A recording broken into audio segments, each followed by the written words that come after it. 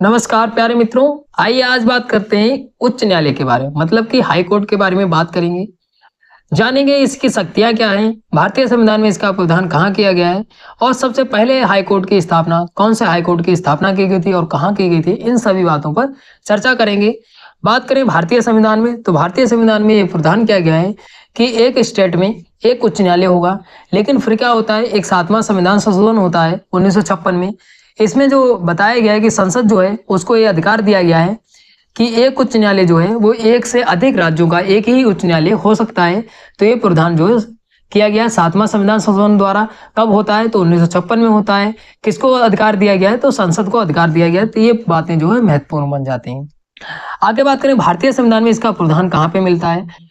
बात करें भारतीय संविधान में, तो भारतीय संविधान में जो है भाग 6 में इसका प्रावधान किया गया है। और अनुच्छेद कौन सा संबंधित है, तो अनुच्छेद 214 से 231 तक जो है इसका प्रावधान किया गया है। क्या प्रावधान किए गए, तो न्यायालयों के गठन के बारे में बात की गई है, क्षेत्राधिकार के बारे में बात की गई है और शक्तियों के बारे में बात की गई है।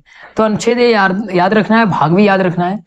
फिर अनुच्छेद जो 214 है, इसमें ये कहा गया है कि एक राज्य में जो होगा उच्च न्यायालय होगा, मतलब प्रत्येक राज्य में एक उच्च न्यायालय होगा, मतलब एक राज्य का एक उच्च न्यायालय होगा। ये प्रावधान जो है अनुच्छेद 214 में किया गया है। फिर बात करें कि फिर अनुच्छेद 231 आता है, इसमें एक प्रावधान क्या किया गया है। इसमें ये कहा गया है, अभी मैंने आगे बात की थी कि 7वां संविधान संशोधन 1956 में होता है। उसमें ये कहा गया था, मतलब संसद को अधिकार दिया गया था कि एक जो होता है उच्च न्यायालय जो होता है वो एक से अधिक राज्यों का हो सकता है। वही अनुच्छेद आपको पूछा जा सकता है। अनुच्छेद अगर पूछ लिया जाए तो अनुच्छेद 231 है, और अगर संविधान संशोधन पूछ लिया जाए तो 7वां संविधान संशोधन है, ये याद रखिएगा। अब यहाँ पे उच्च न्यायालय की लिस्ट दी है, तो आइए जान लेते हैं एक एक करके। तो सबसे पहले अगर बात करें, बॉम्बे, कोलकाता उच्च न्यायालय और मद्रास उच्च न्यायालय की स्थापना की गई थी।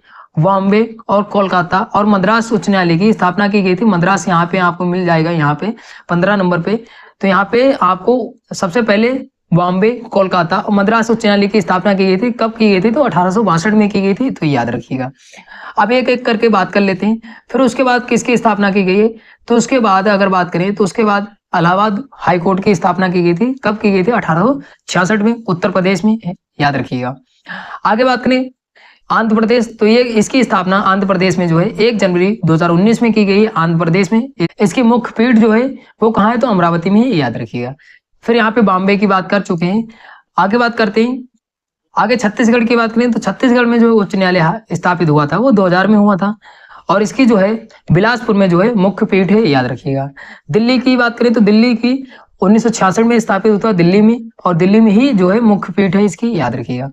गुवाहाटी में 1948 में स्थापित होता है।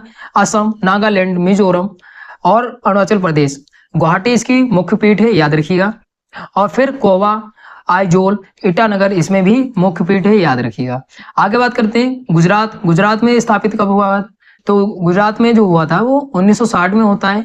गुजरात में स्थित है और इसकी जो मुख्य पीठ जो है अहमदाबाद में है। फिर हिमाचल प्रदेश की जो हाईकोर्ट की स्थापना हुई थी 1971 में हुई थी।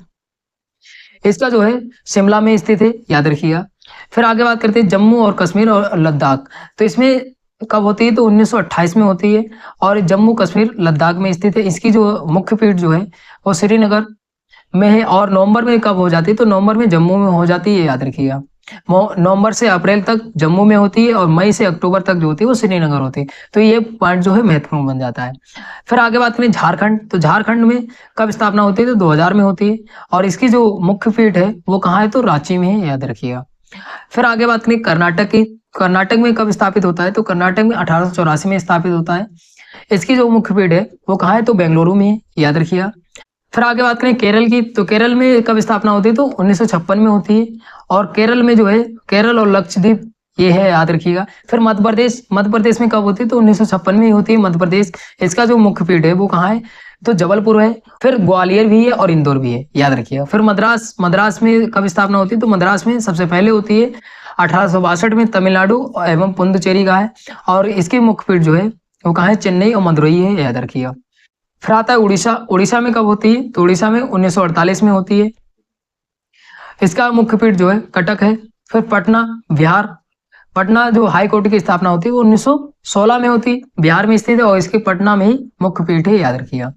फिर पंजाब हरियाणा, तो पंजाब हरियाणा में कब स्थापना होती है, तो ये 1966 में हुई है और इसका जो मुख्य पीठ है वो चंडीगढ़ है, याद रखिएगा। फिर आगे बात करते हैं राजस्थान, तो राजस्थान में कब होती है, तो 1949 में होती है। इसकी मुख्य पीठ जो है वो जोधपुर और जयपुर है। फिर सिक्किम, सिक्किम में कब होती है, तो सिक्किम में 1975 में होती है। सिक्किम में मुख्य पीठ कहाँ है, गंगोटक। फिर उत्तराखंड, उत्तराखंड में 2000 में होती है। नैनीताल में मुख्य पीठ है, याद रखिएगा।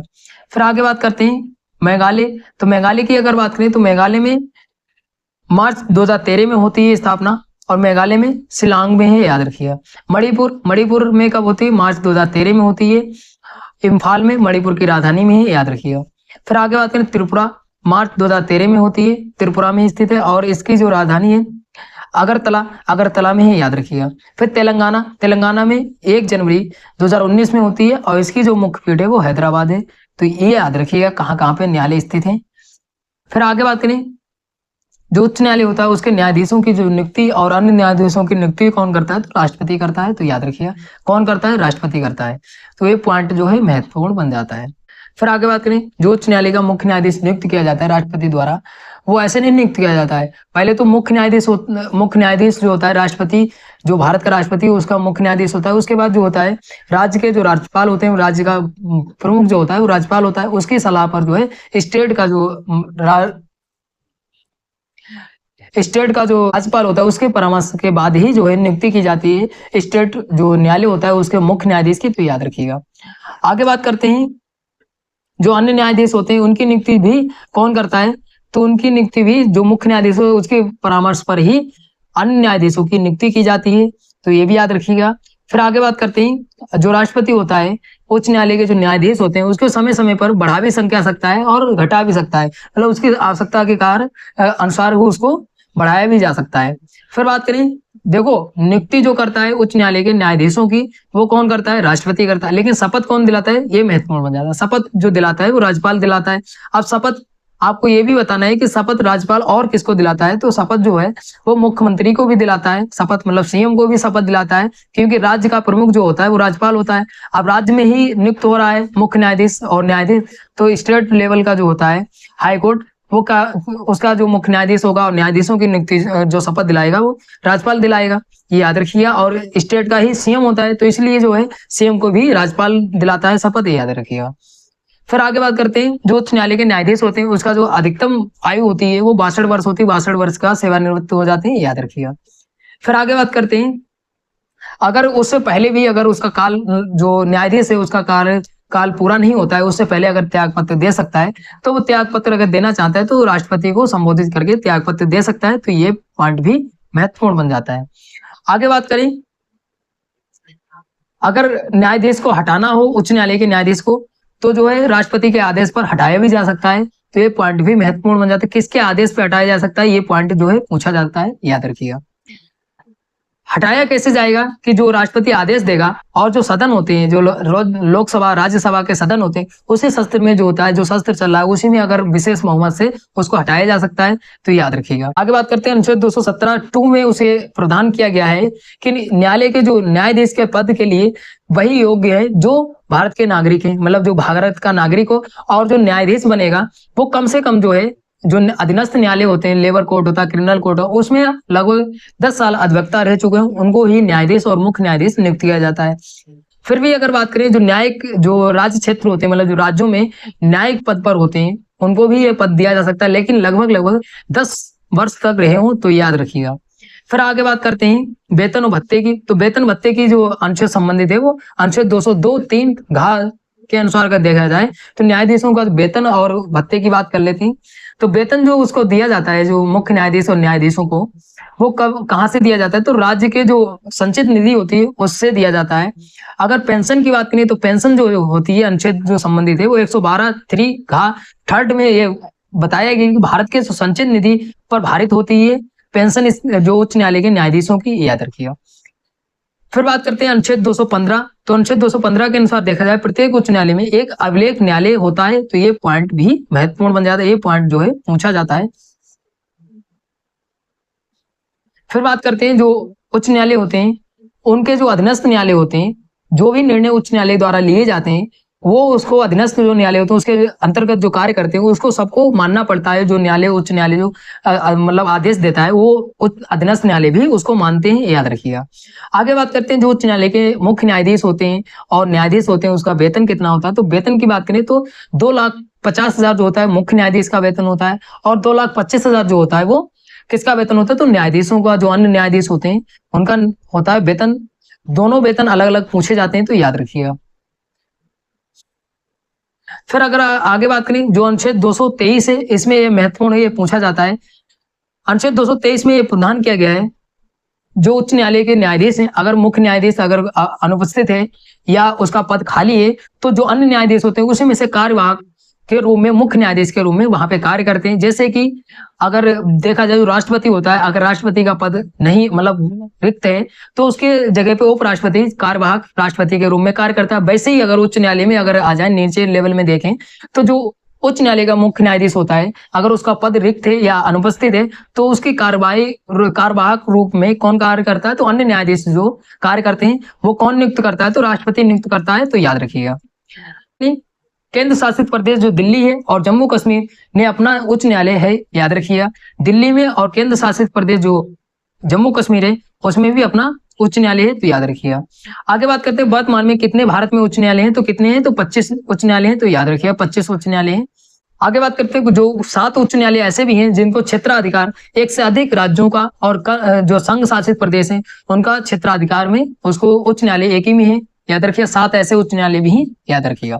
आगे बात करते हैं भारतीय संविधान के अनुच्छेद 247 जो है उसमें बताया गया है संसद जो है जरूरत पड़ने पर जो है अन्य न्यायाधीश जो न्यायाधीश होते हैं और जो उच्च न्यायालय की स्थापना कर सकता है, मतलब स्टेट लेवल पर संसद को यह अधिकार दिया गया है। किसके तहत दिया गया, तो अनुच्छेद 247 के तहत संसद को बताया गया कि अतिरिक्त अदालतें भी स्थापित की जा सकती हैं। किसके द्वारा, संसद के द्वारा।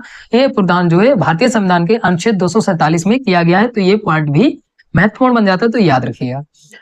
आगे बात करते हैं भारतीय संविधान के भाग 6 अध्याय 6 में ये प्रावधान किया गया है कि अनुच्छेद 233 से लेकर अनुच्छेद 237 तक अधीनस्थ न्यायालय के प्रावधान किए गए हैं, तो याद रखिएगा। अधीनस्थ न्यायालय का प्रावधान किसमें किया गया है, तो अनुच्छेद 233 से अनुच्छेद 237 संबंधित है, और भाग कौन सा है, तो भाग 6 के अध्याय 6 में है, याद रखिएगा। ये प्रावधान भी पूछा जाता है, तो पॉइंट महत्वपूर्ण बन जाता है। अगर बात करें, अभी मैंने आगे बात की थी जो 1862 तिथि है, इस पे जो है सर्वप्रथम जो है तत्कालीन जो है कोलकाता और बंबई और मद्रास उच्च न्यायालय की स्थापना की गई थी। सबसे पहले कब की गई थी, तो 1862 में की गई थी। ये पॉइंट भी महत्वपूर्ण बन जाता है। आगे बात करते हैं ग्राम न्यायालय अधिनियम 2008 के तहत जो है ग्राम न्यायालय को सिविल आपराधिक दोनों ही मामलों में सुनवाई का अधिकार है, याद रखिएगा। ये पॉइंट भी महत्वपूर्ण बन जाता है। आगे बात करते हैं, कुछ महत्वपूर्ण पॉइंट पे बात कर लेते हैं। फिर आगे बात करते हैं जो न्यायिक समीक्षा की शक्ति प्रमुख रूप से जो है भारत के उच्च न्यायालयों और सर्वोच्च न्यायालय में निहित होती है। मतलब जो न्यायिक शक्ति होती है सबसे ज्यादा होती है वो सर्वोच्च न्यायालय की होती है, मतलब सुप्रीम कोर्ट की होती है। फिर उससे अगर नीचे देखा जाए तो उच्च न्यायालयों में होती है, याद रखिए, न्यायिक समीक्षा करने की शक्ति। फिर आगे बात करते हैं उच्च न्यायालय की शक्तियों के बारे में। तो उच्च न्यायालय की शक्तियां बात करें, प्रारंभिक क्षेत्राधिकार जो होता है वो संसद में जो सदस्य होते हैं और राज्य विधानमंडल में जो निर्वाचित सदस्य होते हैं उसमें कोई विवाद है, या नागरिक के मूल अधिकारों में कोई विवाद है, या कोई अधीनस्थ न्यायालय में जो स्थानांतरित मामले हैं और उसका कोई विवाद है, वसीयत है, विवाह है, तलाक है, कंपनी कानून है, या न्यायालय की कोई भी ऐसी जो घटना है जो उसमें, तो उसको जो है ये शक्ति उच्च न्यायालय में है कि वो उसको फैसला सुनाए, तो ये उच्च न्यायालय की ये शक्ति है। फिर बात करें अपीलीय क्षेत्राधिकार, तो अपीलीय क्षेत्राधिकार जो है अपीलीय क्षेत्राधिकार जो है वो उच्च न्यायालय में है, याद रखिए। अपीलीय क्षेत्राधिकार एक उच्च न्यायालय भी है, याद रखिएगा। आगे बात करते हैं जो अधीनस्थ न्यायालय है उनके आदेश में अगर विरुद्ध कोई अपील करना चाहता है तो उच्च न्यायालय में कर सकता है। जैसे कोई लेबर कोर्ट हुआ या क्रिमिनल कोर्ट हुआ है, तो उसमें अगर कोई नागरिक ऐसा है कि उसको न्याय नहीं मिलता है तो वो उच्च न्यायालय में जा सकता है, अपनी अपील कर सकता है, तो ये महत्वपूर्ण बन जाता है। ये पॉइंट भी इसकी शक्ति है उच्च न्यायालय में, याद रखिएगा। आगे बात करते हैं जो अनुच्छेद 226 है उसके तहत यह प्रावधान किया गया है कि जो मौलिक अधिकार है उनकी रक्षा करना और उनके प्रति जो है रिट जारी करना जो है उच्च न्यायालय का अधिकार है, मतलब उच्च न्यायालय के पास शक्ति है, याद रखिएगा। अनुच्छेद याद रखिएगा, मौलिक अधिकार की रक्षा करने के हेतु जो है रिट जारी कर सकता है उच्च न्यायालय, ये याद रखिएगा। आपको एक कमेंट करके बताना है कि उच्चतम न्यायालय जो होता है वो कितने प्रकार की रिट जारी करता है, तो आपको कमेंट करके बताना है। अगर आपने उच्चतम न्यायालय के बारे में वीडियो नहीं देखी है तो आप चैनल पे जाके देख सकते हैं। फिर आगे बात करते हैं उच्च न्यायालय के जो अपने अधीनस्थ न्यायालय होते हैं उस पर नियंत्रण बनाए रखता है। मतलब जो उच्च न्यायालय होते हैं उनका जो है नियंत्रण किस पे रहता है, तो अधीनस्थ न्यायालय उनके जो नीचे जो न्यायालय होते हैं उनपे जो है उसका कमांड रहता है, मतलब उनके कंट्रोल में रहते हैं, याद रखिएगा। आगे बात करें पर्यवेक्षण की शक्तियां जो हैं, उच्च न्यायालय को व्यापक शक्तियां प्राप्त होती हैं। अगर आगे बात करें इसमें जो है प्रशासनिक पर्यवेक्षण के साथ न्यायिक पर्यवेक्षण भी शामिल है, तो ये पॉइंट भी महत्वपूर्ण बन जाता है, तो याद रखिएगा। पहले क्या था, जब संविधान बना था उस समय जो है भारतीय संविधान में विधान किया गया था कि उच्च न्यायालय एक राज्य का होगा, लेकिन फिर 7वां संविधान संशोधन होता है 1956 में, उसमें ये कहा गया है कि संसद को यह अधिकार दिया गया है कि एक न्यायालय जो है वो एक से अधिक राज्यों का भी हो सकता है। तो ये प्रावधान याद रखिएगा, ये प्रावधान जो है पूछा जा सकता है। तो ये उच्च न्यायालय के बारे में जानकारी थी। आशा करते हैं आपको वीडियो अच्छी लगी तो लाइक शेयर कमेंट करिए और चैनल को भी सब्सक्राइब कर लीजिए और अपने मित्रों को भी सेंड कर दीजिएगा क्योंकि उनकी भी तैयारी अच्छी हो सके। मिलते हैं अगली वीडियो में, धन्यवाद।